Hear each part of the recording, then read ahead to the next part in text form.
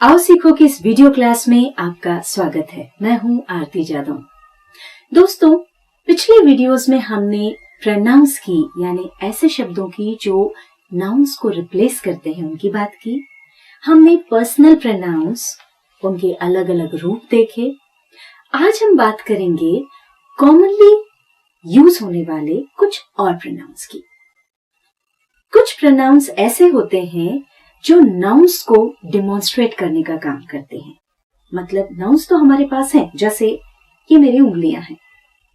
अब अगर मैं केवल ऐसे हाथ दिखाऊं तो आप इसको हाथ भी समझ सकते हैं। हो सकता है मैं अंगूठे के बारे में बात करना चाह रही हूँ, हो सकता है मैं उंगलियों के बारे में बात करना चाह रही हूँ, पर जैसे ही मैं डिमॉन्स्ट्रेट करती हूँ या इशारा करती हूँ तो क्लियर हो जाता है। जैसे ये पूरा मेरा हाथ है, ये हथेली है, ये अंगूठा है, ये उंगलियां हैं।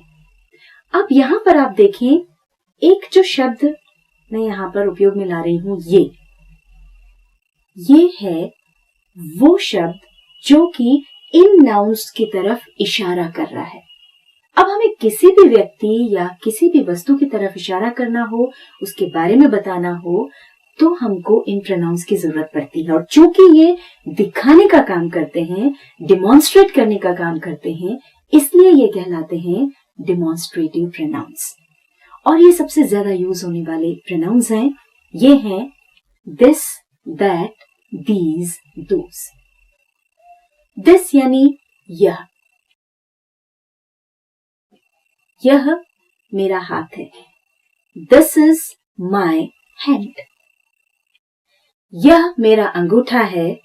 This is my thumb. अब यहां पर दिस शब्द का प्रयोग मैं केवल इशारा करने के लिए कर रही हूं। तो पास की कोई भी चीज है, कोई भी व्यक्ति है और एक है, तो उसको बताने के लिए, उसको दिखाने के लिए हम दिस का उपयोग करते हैं। अगर ज्यादा चीजें हैं उनके लिए फिर हम यूज करेंगे दिस का प्लूरल, जो होता है दीज, THESE। उच्चारण का ध्यान रखें। सिंगुलर अगर है, एक है तो दिस, और एक से ज्यादा है तो दीज। लंबी स्पेलिंग है तो उसका उच्चारण भी थोड़ा लंबा है। ठीक है, THIS छोटी स्पेलिंग, दिस, THESE, दीज। इन दोनों का प्रयोग हम पास की चीजों के लिए करते हैं। This is a finger, these are fingers. This is a thumb, these are thumbs. इसी तरह से अगर दूर की चीजों के बारे में बात करनी है तो हम फिर दिस और दीज का उपयोग नहीं कर सकते।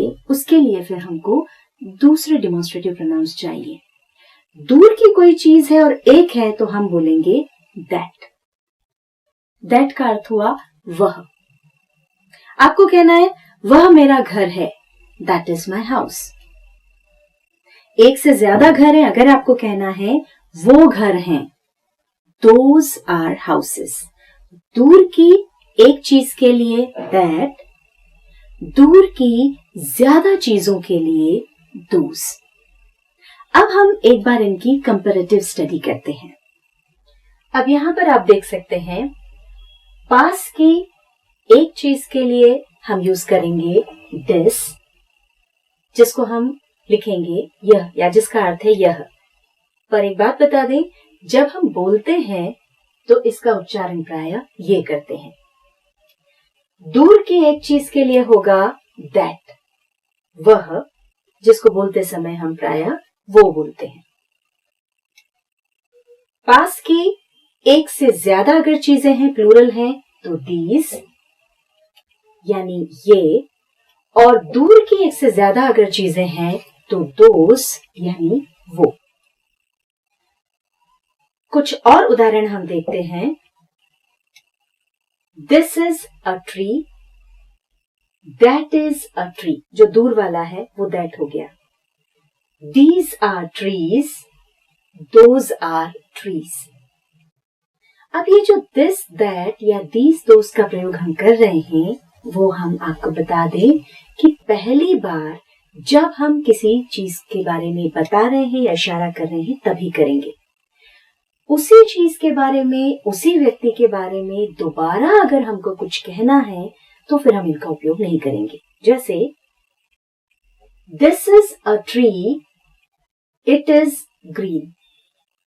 यह एक पेड़ है, यह हरा है। अब एक ही पेड़ के बारे में हमने दो वाक्य बनाए। पहली बार जब हम दिखा रहे हैं तब तो हमने दिस का उपयोग किया, पर अगली बार हमने जो वाक्य है उसमें इट का उपयोग किया। तो दिस और दैट दोनों की जगह हम लगाएंगे इट, और दीज और दोज चूंकि प्लूरल है इसलिए उनकी जगह हम लगाएंगे दे। जैसे these are apples, they are red. Those are books, they are useful। तो दोस्तों, इस वीडियो में हमने सीखा उन प्रोनाउंस के बारे में जो कि नाउन्स को डिमॉन्स्ट्रेट करते हैं, यानी उन्हें दर्शाते हैं, उनकी तरफ इशारा करते हैं। जैसे दिस, दैट, दीज, दोज। और इनका प्रयोग हम किसी भी नाउन के बारे में पहली बार बात करते समय करते हैं। बार बार इनका प्रयोग ठीक नहीं माना जाता है। उन नाउन्स के बारे में आगे अगर और बात करनी हो तो जिस भी प्रकार का नाउन है उसके लिंग के हिसाब से आप ही, शी, इट या दे का उपयोग कर सकते हैं। इनके अलावा भी और प्रोनाउंस होते हैं, पर हमने इन वीडियोस में उन्हीं प्रोनाउंस के बारे में बात की है जिनका की कॉमनली उपयोग होता है या जो बेसिक लेवल पे बहुत ज्यादा जरूरी है। आगे के वीडियोस में आप आगे के पार्ट्स ऑफ स्पीच यानी वर्ब्स इत्यादि के बारे में जानेंगे। तो आज के लिए बस इतना ही, फिर मुलाकात होगी। नमस्कार।